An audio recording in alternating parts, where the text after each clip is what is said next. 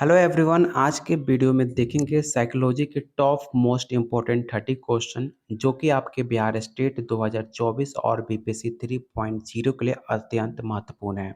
तो चलिए शुरू करते हैं आज का पहला क्वेश्चन। लेकिन उससे पहले आपको बता दें कि अगर आप साइकोलॉजी पेपर को फर्स्ट अटेम्प्ट में, चाहे बीपीएससी 3.0 हो चाहे स्टेट 2024, अगर आप फर्स्ट अटेम्प्ट में क्लियर करना चाहते हैं तो आप लोग के लिए सिर्फ 300 में आपको 2500 plus question answer with expression के साथ दिया जा रहा है, जिसमें आपको एनसीईआरटी चैप्टर वाइज क्लास 11 और 12 का क्वेश्चन आंसर भी साथ में दिया जा रहा है। अगर आप इतना क्वेश्चन अटेम्प्ट कर लेते हो, आसानी से आप पेपर को क्वालिफाई कर सकते हो। लेने के लिए आप मुझे इस नंबर पे व्हाट्सएप कर सकते हैं या इस वीडियो के कमेंट बॉक्स में आप कमेंट कर सकते हैं। तो चलिए शुरू करते हैं आज का पहला क्वेश्चन। और जितना भी मैं आपको बता रहा हूँ, तो मैं सिर्फ ऐसे नहीं कह रहा कि आप फर्स्ट अटेम्प्ट में क्लियर कर सकते हो। मैंने खुद फर्स्ट अटेम्प्ट में पेपर को क्लियर किया है, इसलिए मैंने आपको इस बात से एग्री कर रहा हूँ कि आप फर्स्ट अटेम्प्ट में आप पेपर क्लियर कर सकते हो। अगर आप सिर्फ मेरी बात मानो, जितना मैं आपको दे रहा हूँ अगर आप उतना कंप्लीट कर लेते हो, आसानी से फर्स्ट अटेम्प्ट में आप पेपर क्लियर कर सकते हो।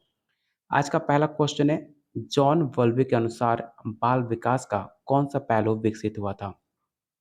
आपने नाम सुना होगा जॉन बल्बी का। अगर आपने साइकोलॉजी ग्रेजुएशन में पढ़ा होगा फर्स्ट सेमेस्टर में, तो जॉन बल्बी का नाम आता है, जिन्होंने बाल विकास को लेकर काफ़ी ज़्यादा काम किया था। तो आपको बताना है कि बाल विकास का कौन सा पहलू विकसित उन्होंने किया था। पहला ऑप्शन है शिशु शिशु और देखभाल करने वाले बीच भावनात्मक बंधन को, स्वतंत्र रूप से चलने की क्षमता, देखभाल करने वालों से अलगाव, या ऑप्शन डी है माँ बनने की इच्छा। तो इसका जो राइट आंसर होगा ऑप्शन ए हो जाएगा। क्वेश्चन नंबर सेकंड है, स्किनर के लिए विकास का परिणाम क्या है? For Skinner development is result of, एक सतत आकार देने की प्रक्रिया है, परिपक्वता है, पूर्ण पूंजीकरण है, या ऑप्शन डी व्यवहार का अचानक गुणात्मक पुनर्गठन। काफ़ी मोस्ट इंपॉर्टेंट क्वेश्चन है, आपको बताना है कि इसका राइट आंसर क्या होगा। तो इसका जो राइट आंसर होगा ऑप्शन ए हो जाएगा, एक कंटिन्यूअस शेपिंग प्रोसेस, एक सतत आकार देने की प्रक्रिया स्किनर के लिए विकास का परिणाम माना जाता है। तो ऑप्शन ए आपका राइट आंसर होगा। अगर आप इसका पीडीएफ डाउनलोड करना चाहते हैं तो आप फ्री ऑफ कॉस्ट आप ये पीडीएफ हमारे टेलीग्राम ग्रुप को ज्वाइन करने के बाद आप इसका पीडीएफ डाउनलोड कर सकते हैं, जिसका लिंक मैंने डिस्क्रिप्शन बॉक्स और कमेंट बॉक्स में मैंने पिन कर रखा हुआ है। आप ग्रुप को ज्वाइन करके इसका पीडीएफ लेकर आप आसानी से इसका प्रैक्टिस कर सकते हैं। चलते हैं क्वेश्चन नंबर थर्ड पर। क्वेश्चन नंबर थर्ड है, वाटसन के किस प्रकार की कंडीशनिंग का प्रयोग किया था? शास्त्रीय कंडीशनिंग, संचालक, एयर कंडीशनिंग, या ऑप्शन डी है सामाजिक कंडीशनिंग। मैंने कई बार भी आपको बता चुका हूँ कि जब भी बात आए वाटसन की, तो वाटसन आपके शास्त्रीय कंडीशनर के बारे में उन्होंने प्रयोग किया था। संचालक के बारे में आपके स्किनर ने किया था, इसे भी आप याद रखिएगा। ऑप्शन इसका ए राइट आंसर होगा। क्वेश्चन नंबर 4 है, संचालन कंडीशनिंग का उद्देश्य किस प्रकार के व्यवहार को कंडीशन करना है? पहला ऑप्शन है सजगता, ऑप्शन बी है उत्सर्जित प्रतिक्रियाएं, केवल विचार और भावनाएं, या ऑप्शन डी है उत्तरदाता। तो इसका जो राइट आंसर होगा ऑप्शन बी हो जाएगा, इमिटेड रेस्पॉन्स। इसे इंग्लिश में इमिटेड रेस्पॉन्स के नाम से जानते हैं, उत्सर्जित प्रतिक्रियाएं। ऑप्शन बी आपका राइट आंसर होगा। क्वेश्चन नंबर 5 है, सामान्य शब्दों में एक संज्ञानात्मक विकासात्मक मनोवैज्ञानिक क्या पूर्ण निर्माण करने का प्रयास करता है? आपको बताना है इसका राइट आंसर क्या हो सकता है। फिर से मैं आपको याद दिला दूं, जितना भी आपको क्वेश्चन कराए जा रहे हैं, ये सारे क्वेश्चन आपके 2023 और 24 में जितने भी आपके एग्जाम हुए हैं ऑल इंडिया स्टेट में साइकोलॉजी पेपर 2 का, उस वहाँ से आपको इस क्वेश्चन को मैंने बनाया हुआ है। जो बार बार आप क्वेश्चन रिपीट होते रहते हैं साइकोलॉजी पेपर में, उस क्वेश्चन को आपको इस प्रैक्टिस सेट में कराया जा रहा है। इसलिए एक भी क्वेश्चन बिल्कुल भी स्किप मत करना, सारे क्वेश्चन को अटेम्प्ट करना। किसी भी क्वेश्चन में आपको डाउट होता है, आप क्वेश्चन नंबर जरूर मेंशन करना, कमेंट बॉक्स में आपको रिप्लाई जरूर दी जाएगी। तो आपको बताना है कि क्वेश्चन नंबर 5 का आंसर क्या हो जाएगा। तो इसका जो राइट आंसर होगा ऑप्शन ए हो जाएगा। क्वेश्चन नंबर 6 है, कौन सा चरण अपने स्कीमा के चरित्र से दूसरों से बहुत अलग है? काफ़ी मोस्ट इम्पोर्टेंट क्वेश्चन है। आपको इसमें कन्फ्यूजन हो सकता है कि पियाजे का वो कौन सा चरण है जो कि स्कीमा के चरित्र से दूसरों से अपने आप को अलग करता है। क्या वो प्री ऑपरेशनल है, सेंसरी मोटर है, कंक्रीट है या ऑप्शन डी फॉर्मल है? तो इसका जो राइट आंसर होगा ऑप्शन ए हो जाएगा सेंसरी मोटर स्टेज। आपके पियाजे का 4 स्टेज थे जो कि सेंसरी 0 से 2, प्री ऑपरेशनल 2 से 7, कंक्रीट 7 से 11 और फॉर्मल जो है आपके 11 से 17 और 18 तक माना जाता है। तो इसका जो राइट आंसर होगा जो स्कीमा होता है वो ऑप्शन ए आपका राइट आंसर होगा। क्वेश्चन नंबर 7 है, संवेदी मोटर बुद्धि का केंद्रीय परिणाम किसे माना जाता है? आपको बताना है कि central outcome of sensory motor intelligence. पहला ऑप्शन है वास्तविकता के ज्ञान का निर्माण, भौतिक कलाकृतियों का निर्माण, स्कीमा का निर्माण या ऑप्शन डी है संतुलन का निर्माण। आपको बताना है सेंसरी मोटर इंटेलिजेंस के बारे में, उसका जो सेंट्रल आउटकम है उसे क्या कहते हैं। तो इसका जो राइट आंसर होगा ऑप्शन ए हो जाएगा वास्तविकता का ज्ञान का निर्माण, the construction of knowledge of reality. Option A आपका राइट आंसर होगा। क्वेश्चन नंबर 8 है, पियाजे के अनुसार किस उम्र में बच्चे को प्री ऑपरेशनल के रूप में वर्गीकृत किया गया है? मैंने आपको जस्ट बताया है कि प्री ऑपरेशनल को किस भाग में इसे हम डिवाइड करते हैं। तो इसका राइट आंसर ऑप्शन ए होगा। प्री से ऑपरेशनल जो होता है 2 से लेकर 7 होता है, सेंसरी मोटर आपका 0 से 2 होता है, 7 से 11 आपका कंक्रीट होता है और 11 से 17 आपका फॉर्मल होता है। इस पॉइंट को याद रखिएगा, ये सवाल आपके भी साइकोलॉजी पेपर में पूछा जा चुका है। तो ऐसे पॉइंट आपके बार-बार एग्ज़ाम में सवाल दोहराए जाते हैं। तो इसका राइट आंसर ऑप्शन आपका ए हो जाएगा। क्वेश्चन नंबर 9 है, एडलर के अनुसार निम्नलिखित में कौन-सा बच्चों के दुर्व्यवहार के प्राथमिक लक्ष्यों में से एक नहीं है? पहला ऑप्शन है बदला, ध्यान दें, स्नेह या ऑप्शन डी है शक्ति। यहाँ पर जो ध्यान दें का मतलब हो अटेंशन, ठीक है? हिंदी में जब आप किसी भी इंग्लिश वर्ड को ट्रांसलेट करते हो, तो जो उसका रेगुलर बोलचाल में जो हिंदी होता है, उसको ट्रांसलेट कर देता है। तो ध्यान देने का यहाँ पर इंग्लिश वर्ड है अटेंशन। तो इसका जो राइट आंसर होगा ऑप्शन बी हो जाएगा। नहीं, इसका जो राइट आंसर होगा ऑप्शन सी होगा अफेक्शन, ठीक है? स्नेह। ऑप्शन सी आपका राइट आंसर होगा अफेक्शन, ठीक है? जिसे आप स्नेह कहते हो, ऑप्शन सी आपका राइट आंसर होगा। क्वेश्चन नंबर 10 है, एक आत्म सम्मान पाठ्यक्रम, समान समितियां, मुफ्त नाश्ता और दोपहर का भोजन और सहकारी शिक्षण समूह किसके अनुप्रयोग माना जाता है? रोजर के मानवतावादी कक्षा, फ्राइड के मनोसामाजिक विकास के सिद्धांत के अंतर्गत आता है या एरिक्सन के मनोसामाजिक समूह या ऑप्शन डी है मास्लो का आवश्यकताओं का पदानुक्रम। सबसे पहले तो आप इसका स्क्रीनशॉट ले लो कि रोजर ने कौन सा सिद्धांत दिया था, तो मानवतावादी, फ्राइड ने कौन सा दिया तो मनोसामाजिक, एरिक्सन मनोसामाजिक समूहन और मैस्लो ने आवश्यकता का सिद्धांत दिया था। ये चार आपके काफ़ी मोस्ट इंपॉर्टेंट सिद्धांत है साइकोलॉजी पेपर 2 में, तो इसका नाम आप याद रखिएगा। और इसका जो राइट आंसर होगा ऑप्शन डी हो जाएगा, मैस्लो का नीड्स ऑफ थ्योरी। ऑप्शन इसका डी राइट आंसर होगा, जो कि बताता है कि समान समितियां, मुफ्त नाश्ता, दोपहर का भोजन, जिन्होंने 5 आपने स्टेज बताए थे, ठीक है? आवश्यकताओं का सिद्धांत, जो कि मैंने आपको 1 से 2 दिन पहले वीडियो में आपको डिटेल में बताया भी था। अगर आपने एनसीईआरटी वीडियो नहीं देखा है, तो आप क्लास 11 और क्लास 12 का एनसीईआरटी वीडियो मैंने अपने यूट्यूब चैनल पे कराया हुआ है। आप जाकर प्लेलिस्ट में चेकआउट कर सकते हैं। मैंने काफ़ी डिटेल में आपको सब कुछ बताया हुआ है। अगर आप वो वीडियो देख लें, तो आपको काफ़ी हद तक आपका साइकोलॉजी पेपर का कांसेप्ट क्लियर हो जाएगा। तो ज़रूर एग्ज़ाम में बैठने से पहले एनसीईआरटी का वीडियो ज़रूर देख के जाना। ऑप्शन इसका डी राइट आंसर होगा। क्वेश्चन नंबर 11 है, डैश बुनियादी जैविक इकाइयाँ हैं जो विशेषताओं को एक पीढ़ी से दूसरी पीढ़ी तक संचारित करती है? क्या वो जीन है, न्यूरॉन्स है, गीलिया है या ऑप्शन डी वृद्धि? तो मैंने ये भी सवाल आपको कई बार बता चुका हूँ। तो इसका जो राइट आंसर होगा ऑप्शन ए हो जाएगा। जीन जो होता है एक पीढ़ी से दूसरी पीढ़ी तक ट्रांसफर होता है। चाहे आपके बाल झड़ना हुआ, अगर कोई बीमारी है जो आपके फैमिली से एक फैमिली से दूसरे फैमिली ट्रांसफर होती है, उसे जीन का कारण माना जाता है। तो ऑप्शन इसका ए राइट आंसर होगा। क्वेश्चन नंबर 12 है, प्राथमिक विद्यालय के सबसे इफ़ेक्टिव ढंग से ऐसे माहौल में सीखेंगे। आपके पास 4 ऑप्शन है। आपको बताना है कि प्राइमरी स्कूल में बच्चे कैसे इफ़ेक्टिव ढंग से सीख सकते हैं। आपको कैसा माहौल देना चाहिए। आपके पास 4 ऑप्शन है, 4 ऑप्शन में जो सबसे बेटर ऑप्शन हो सकता है, आपको उसको चूज़ करना है।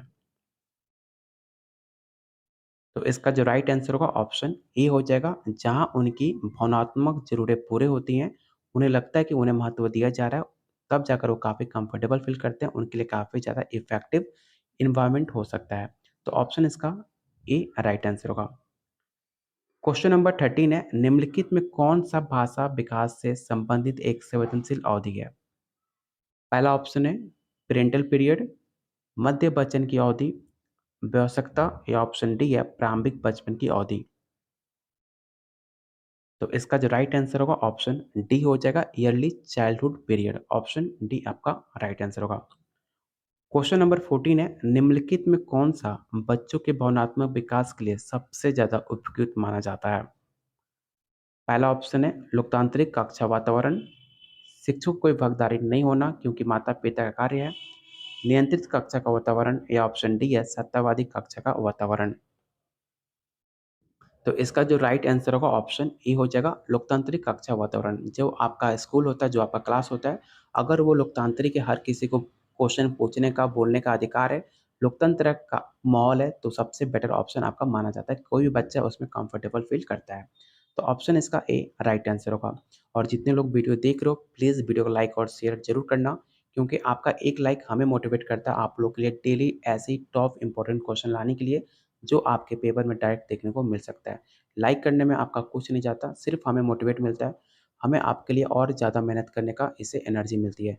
तो प्लीज़ वीडियो को लाइक और शेयर ज़रूर कीजिएगा। क्वेश्चन नंबर 16 है, निम्नलिखित में कौन सा बचपन की प्रारंभिक अवधि के दौरान एक समूह में स्वीकार्य भूमिकाओं और व्यवहारों के बारे में जानकारी प्रदान करता है? तो इसका जो राइट आंसर होगा ऑप्शन डी हो जाएगा, माता पिता और भाई बहन। ऑप्शन डी आपका राइट आंसर होगा। और आप लोग कोशिश कीजिए सारे क्वेश्चन का आंसर कमेंट बॉक्स में बताने का। जब आप कमेंट करते हो तो आपका बॉडी, जो आपका फुल एक्टिविटी आपको दिखती है और आपका फोकस सिर्फ क्वेश्चन पे रहता है। इसलिए सारे लोग ट्राई कीजिए कमेंट बॉक्स में आंसर देने का। क्वेश्चन नंबर 17 है, निम्नलिखित में कौन सा आयु वर्ग बाद में बचपन की श्रेणी में आता है? क्या वो 11 से 18 वर्ष है, 18 से 24, जन्म से 6 वर्ष या ऑप्शन डी है 6 से 11 वर्ष? तो बचपन के जस्ट बाद आपका जो पीरियड होता है वो आपका होता है 6 से 11 वर्ष। तो ऑप्शन इसका डी राइट आंसर होगा। क्वेश्चन नंबर 18 है, कोई भी क्रोधित हो सकता है, ये आसान है, लेकिन सही व्यक्ति पर सही मात्रा में सही समय पर सही उद्देश्य के लिए सही तरीके से क्रोधित होना ये आसान नहीं है। ये किससे संबंधित है? पहला ऑप्शन है इमोशनल डेवलपमेंट से, या ऑप्शन बी सोशल डेवलपमेंट से, तीसरा कॉग्निटिव डेवलपमेंट या ऑप्शन डी है फिजिकल डेवलपमेंट। तो जो भी आपका इमोशन होता है, चाहे आपका एंग्री है, ये सब कुछ रिलेटेड होता है आपके इमोशनल डेवलपमेंट से। तो इसका जो राइट आंसर होगा ऑप्शन ए हो जाएगा। क्वेश्चन नंबर 19 है, जब शिशु अपने आंखों, कानों और हाथों से सोचते हैं तो इनमें से कौन सा चरण सम्मिलित है? आपने देखा होगा जब बच्चे बड़े होते हैं, स्टार्टिंग में जब उनका जन्म होता है, तो अपने जो उनका सेंसरी, जो उनका आंखें होती हैं, कानों होते हैं, हाथों से होते हैं, वो सोचने लगते हैं। वो कौन सा स्टेज में होता है आपको ये बताना है। ये आपके प्याजे का 4 स्टेज है, वो कौन सा स्टेज में आप इसे कंसिडर करोगे आपको ये बताना है। तो मैंने आपको स्टार्टिंग में बताया था सेंसरी मोटर, जो कि 0 से 2 वर्ष आपका स्टेज माना जाता है। तो ऑप्शन इसका सी राइट आंसर होगा। क्वेश्चन नंबर 20 है, एक बच्चे को जब उसकी दादी उसकी माँ की गोद से उठाती है तो वो रोने लगता है। बच्चा इन कारणों से रोता है। पहला ऑप्शन है emotional anxiety, stranger anxiety, separation या ऑप्शन डी है सोशल। तो याद रखना, जब उसकी दादी अब उसकी माँ की गोद से अपने आप अपनी गोद में लेती है, तो उसके इमोशनल एंजाइटी का चलते बच्चा रोने लगता है। मतलब अपनी मम्मी से काफ़ी अट्रैक्ट होता है, उसे पता नहीं होता, तो जब अलगाव होता है उसके वजह से बच्चा रोने लगता है। तो ऑप्शन इसका ए राइट आंसर होगा। क्वेश्चन नंबर 21 है, प्रतिबिंब या सामाजिक तुलना पर स्व आधारित मूल्यांकन क्या है? तो इसका राइट आंसर होगा आत्मसम्मान। ऑप्शन सी आपका राइट आंसर होगा सेल्फ एस्टीम। ऑप्शन इसका सी राइट आंसर होगा। क्वेश्चन नंबर 22 है, भूमिका रिकॉर्डिंग किसका परिष्कृत संस्करण माना जाता है? काफ़ी इंपॉर्टेंट क्वेश्चन है। इस प्रैक्टिस सेट में हर क्वेश्चन काफ़ी इंपॉर्टेंट है। इसे जरूर ध्यान से सारे क्वेश्चन को बनाइएगा। और आपको बताना है कि role recording is the refined version of. तो इसका जो राइट आंसर होगा ऑप्शन सी हो जाएगा, प्रक्रिया रिकॉर्डिंग। ऑप्शन सी आपका राइट आंसर होगा। क्वेश्चन नंबर 23, सामाजिक अस्थिरीकरण का कार्यात्मक सिद्धांत किसने दिया है? इस सवाल काफ़ी मोस्ट इंपॉर्टेंट है। आपको बताना है कि सामाजिक अस्थिरीकरण कार्यात्मक सिद्धांत किसने दिया है? फंक्शनल थ्योरी, मतलब इसे कार्यात्मक सिद्धांत को फंक्शनल थ्योरी के नाम से भी जानते हैं। अगर कहीं फंक्शनल थ्योरी लिख दे तो इससे पहले तक कन्फ्यूज़ मत होना। पहला ऑप्शन है टीवी बार्टमोर, के डेविस, कार्ल मार्क्स या ऑप्शन डी हम मूर। तो इसका जो राइट आंसर होगा ऑप्शन डी हो जाएगा। क्वेश्चन नंबर 24 है, फ्राइडियन समझ के अनुसार जिन विचारों या उद्देश्यों के बारे में कोई व्यक्ति वर्तमान में जागरूक है या याद कर रहा है उसे क्या कहा जाता है? तो उसे हम कॉन्शियस, उसे सचेत कहते हैं। ऑप्शन ए आपका राइट आंसर होगा। क्वेश्चन नंबर 25, सीखने, ध्यान, स्मृति, भाषा, सोच, तर्क और रचनात्मकता जैसी मानसिक गतिविधियां में प्रवृत्ता या स्थिरता क्या कहलाती है? मोस्ट इंपॉर्टेंट क्वेश्चन है। शारीरिक विकास, मनोवैज्ञानिक, संज्ञानात्मक या ऑप्शन डी है सामाजिक निर्माण। तो उसको हम कॉग्निटिव डेवलपमेंट कहते हैं। जब भी बात आए आपकी सीखने का, भाषा, लॉजिकल तर्किंग का, रीजनिंग का, ये सब कुछ हो सकता है आपके सिर्फ कॉग्निटिव डेवलपमेंट में। तो ऑप्शन इसका सी राइट आंसर होगा। क्वेश्चन नंबर 26 है, सोच, भावनाओं और कार्यों के बारे में चेतना की डिग्री क्या है? आत्म जागरूकता है, आत्मसम्मान है, स्वाभिमान है या ऑप्शन डी है आत्मविश्वास। तो इसका जो राइट आंसर होगा option A self awareness. Option A आपका राइट आंसर होगा। क्वेश्चन नंबर 27 है, स्वयं का मूल्यांकन प्रतिबिंब या सामाजिक तुलना के आधार पर किस रूप में माना जाता है? मतलब खुद का मूल्यांकन करना जो सामाजिक तुलना के आधार पर उसे किस रूप में माना जाता है? तो उसे हम मानते हैं सेल्फ एस्टीम, आत्मसम्मान। कोई भी अगर आप खुद का मूल्यांकन करें तो अपने आत्मसम्मान के लिए हम अपना मूल्यांकन करते हैं। तो ऑप्शन इसका बी राइट आंसर होगा। क्वेश्चन नंबर 28 है, डैश ये प्रतिपादित करता है कि बचपन के अनुभव वयस्क व्यवहार को प्रभावित करता है। काफ़ी इंपॉर्टेंट क्वेश्चन है। इसका राइट आंसर जो होगा ऑप्शन बी मनोविश्लेषणात्मक सिद्धांत, जिसे आप साइको एनालिटिकल थ्योरी के नाम से जानते हैं। तो ऑप्शन इसका बी राइट आंसर होगा। मुझे थोड़ा अर्जेंट एक कॉल आ रहा है जो मुझे काफ़ी वहाँ पे जाना भी है, काफ़ी अर्जेंट कॉल है, इसलिए मैं थोड़ा सा क्वेश्चन को जल्दी करा रहा हूँ कि मैं वहाँ पे जा पाऊँ टाइम से। तो आप समझ रहे होगे, वीडियो को पॉज़ करके आप सारे ऑप्शन को आसानी से रीड करके भी आंसर बता सकते हो। तो इसलिए एक भी क्वेश्चन स्किप मत करना और मैं इसका पीडीएफ अपने टेलीग्राम ग्रुप में डाल दूँगा। वहाँ से पीडीएफ को देखकर सारे ऑप्शन को ध्यान से पढ़ के आंसर को बार-बार प्रैक्टिस ज़रूर कर लेना, क्योंकि क्वेश्चन इस प्रैक्टिस सेट में काफ़ी इंपॉर्टेंट है। आपको बताना है कि मैस्लो ने मानवीय आवश्यकताओं के अपने दृष्टिकोण में क्या दिखाया है। तो इसका जो राइट आंसर होगा ऑप्शन आपका सी हो जाएगा। सेफ्टी और security is low order of human need. सुरक्षा और सुरक्षा एक निम्न कोटि का मानवीय आवश्यकता माना जाता है, जो कि मास्लो ने अपने त्रिकोणीय सिद्धांत में दिखाया था। तो ऑप्शन इसका सी राइट आंसर होगा। और आज का लास्ट क्वेश्चन आपको बताना है कि मानव व्यक्तित्व के बारे में मनोविश्लेषण सिद्धांत किसके द्वारा प्रस्तावित किया गया था? तो काफ़ी आसान सा क्वेश्चन है, मैंने आपको कई बार बता चुका हूँ, ठीक है? तो इसका जो राइट आंसर होगा सिगमंड फ्रॉइड, जो कि मनोविश्लेषण सिद्धांत के बारे में मैंने ज़्यादा डिटेल में आपको एनसीईआरटी में भी करा चुका हूँ। तो इसका राइट आंसर ऑप्शन आपका सी होगा। उम्मीद करता हूँ ये टॉप 30 इंपॉर्टेंट क्वेश्चन आपके एग्जाम में डायरेक्ट 10 से 12 क्वेश्चन देखने को मिल सकता है। इसलिए इस क्वेश्चन को बार-बार आप लोग प्रैक्टिस कीजिएगा। तो और जिन्हें प्रैक्टिस नोट्स चाहिए, पेड नोट्स, तो आप मुझे इस नंबर पे व्हाट्सएप कर सकते हैं। फर्स्ट अटेम्प्ट में आप पेपर क्लियर कर सकते हो, चाहे स्टेट हो, चाहे बीपीएससी 3.0 हो। बस आपको जो बेटर गाइडेंस किया जाएगा, अगर आप उतना कंप्लीट कर लेते हो तो आप फर्स्ट अटेम्प्ट में पेपर क्लियर कर सकते हो। लेने के लिए आप मुझे इस नंबर पे व्हाट्सएप कीजिएगा। बाकी वीडियो को लाइक कीजिए, शेयर कीजिए। Keep watching, keep sharing.